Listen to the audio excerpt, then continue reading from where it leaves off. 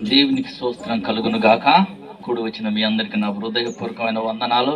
అదేవిధంగా దైవ సేవకులకు అందరికీ వందనాలు. మరి 8 మండలాలకు ప్రెసిడెంట్గా, అధ్యక్షునిగా మన మధ్యలో కోనేరు ప్రభుత్వ గారు రావటం ఎంతో ధన్యత. ఈ బాధ్యత ఎందుకంటే మాకాయ చాలా మంది ఆయనని చాలా గౌరవించి ఒక అడుగు పెడితే చాలా అన్నట్టుగా ఆశిస్తున్నాం. కాబట్టి ఈ పరిచర్యలో తిమోతి గారు కూడా రావటం ఎంతో ధన్యకరం. మాతో కలిసి ప్రతిసారి మీటింగ్కు ఏ టైంనైనా తను వచ్చి మమ్మల్ని చేరుకుంటూ తన భార్య భర్తలు కూడిగడ పరిచర్యలో పాల్గొన్నందుకు అందుకు మేము దేవుని చూపిస్తున్నాను. అయితే అపోస్తలుడైన పౌలు ఒక మాట రాస్తున్నాడు. అది హెబ్రీ పత్రిక 6వ అధ్యాయం 10వ వచనంలో చూసినట్లయితే ఒక మాట చదువుకుందాం.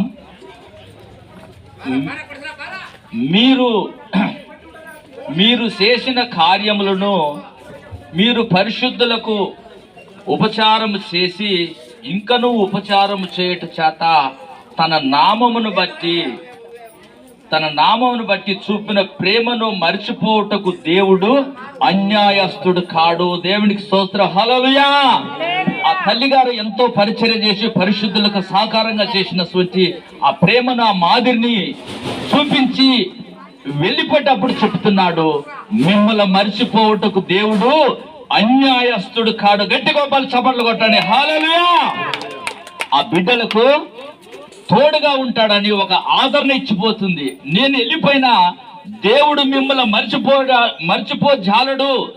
నేను చేసినటువంటి ఆ పరిచర్యకు ఆయన మీకు సహకారిగా ఉండి ప్రతి పనిలో వెనకను ముందును ఆవరించి మిమ్మల్ని నడిపిస్తాడు. కాబట్టి ఆ సదాకాలం ఉన్నటువంటి దేవుణ్ణి చూపించాము. వెళ్ళిపోయింది కాబట్టి తిమోతి గారు తన భార్య అయిన బంధుమిత్రుడిగా అందరూ ధైర్యంగా ఉండి దేవుడు అన్యాయం చేయడని ఒక సత్యాన్ని తెలుసుకోవాలని ప్రేమపూర్వకంగా మనవి చేస్తున్నాం.